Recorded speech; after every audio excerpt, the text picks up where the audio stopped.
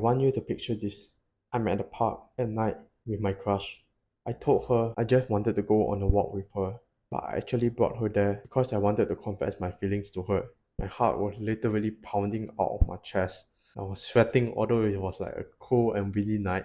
I tried mouthing the words like you, but the words just couldn't come out. I had to first talk about some random topics. I was acting awkward as hell, bro. She could easily tell that something was up. Eventually, I managed to utter the words. My voice cracked, bro. I was so nervous to the point that my voice sounded like a bitch at this point, bro. And you know what? She told me that she would give me an answer next year. And when I heard this, I literally started sobbing next to her. And you know what? I even told her that I would wait for her, bro. If I sounded like a bitch earlier, or literally acting like one now, she had to comfort and console me just to calm me down. Deep inside, I felt humiliated and ashamed at myself for literally acting this way, but I couldn't even control myself. In fact, that night after the confession, I could barely even sleep. I was literally tossing and turning, thinking about what had happened earlier. I was confused. Why the hell did she reject me? Just for some context, right? We had been hanging out for quite a long time, and just a few days ago, I had just brought her out on a date, which she seemed to respond quite positively to. She had even told my friend that I was such a sweet guy. Now, imagine you are in my situation. You obviously would think she was into me, right? It wasn't until many months later when the sudden realization came, and it wasn't even what I had even expected. And by the way, if you haven't watched my videos before, my name is Sean, and my mission is to inspire as many young guys like me as possible to become strong and masculine versions of themselves. I make videos like this to document my journey and to share my experiences so I can help you make faster progress in your self-improvement journey. And if that sounds awesome to you, make sure to click the subscribe button below. Before I share with you the realizations I have made, you've probably been in quite a similar situation too before, right? Act all nice and caring for your crush and you two get along super well. She almost acts like your girlfriend and you guys enjoy each other's company. And eventually when you confess to her, she didn't directly reject you, but she tells you she like needs more time to decide and stuff like that. And then you tell her you will give her all the time in the world to decide because you're so obsessed with her and you can't imagine yourself with another girl and you don't want to let her go. And then you guys continue to be like best friends. And months down the line, she eventually gets a boyfriend of her own. And you're left wondering like what the hell just happened? I mean, if she didn't like you, why wouldn't she have just directly rejected you instead, right? Why would she continue being all this nice and positive towards you? And here's something you have to understand, by the way. Girls literally benefit by having platonic guy friends by their side. Why? Because guy friends are straightforward, they are simple, they are reliable, they are loyal, and most importantly, they won't have to deal with jealousy from other girlfriends. Like girls, their other girlfriends are usually complicated as hell and they will like backstab each other. Yeah, that happens. But for us guys, it's literally the other way around. So, of course, if you're making yourself available all the time to this girl, of course she would make use of that, right?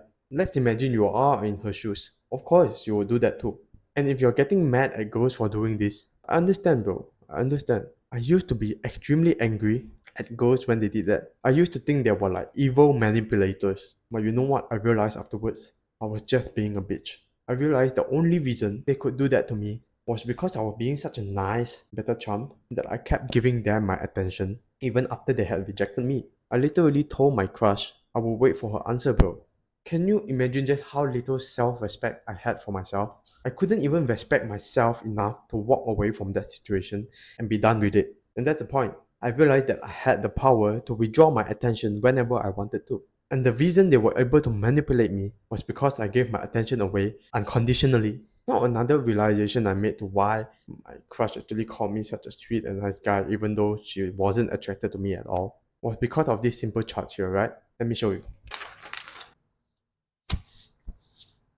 Right.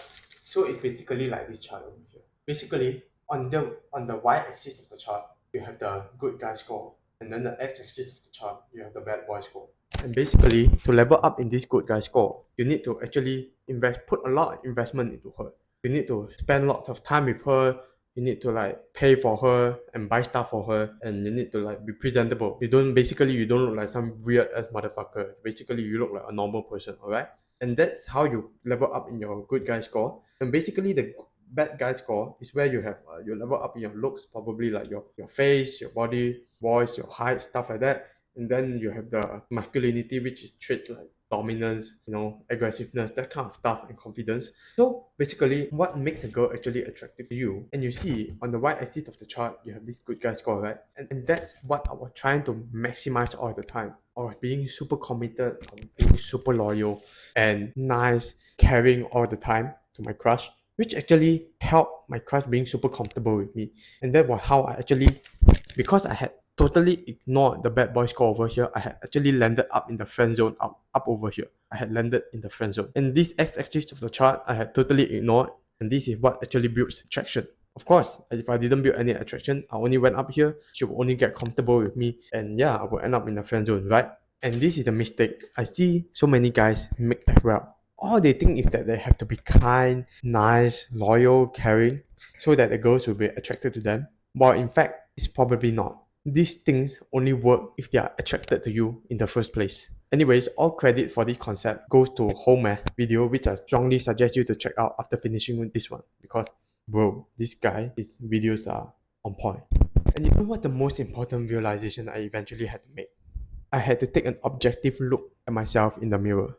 I rated myself out of 10 for each of these four things: looks, money, status, and social skills. Looks is basically how good you actually look. Money is basically how much money you're actually making. Status is how powerful others perceive you to be. And social skills is basically how well you are able to talk to people and make friends, stuff like that. And I rated myself above average for looks because I have been going to the gym for at least 5 years now. I rated myself 0 for money because I was still dependent on my parents. I rated myself for about 3 for status and about 3 for social skills because in the past I was literally isolating myself all the time in monk mode. And after adding all up and dividing that by 4 to average it out, I literally rated myself 3 out of 10, bro.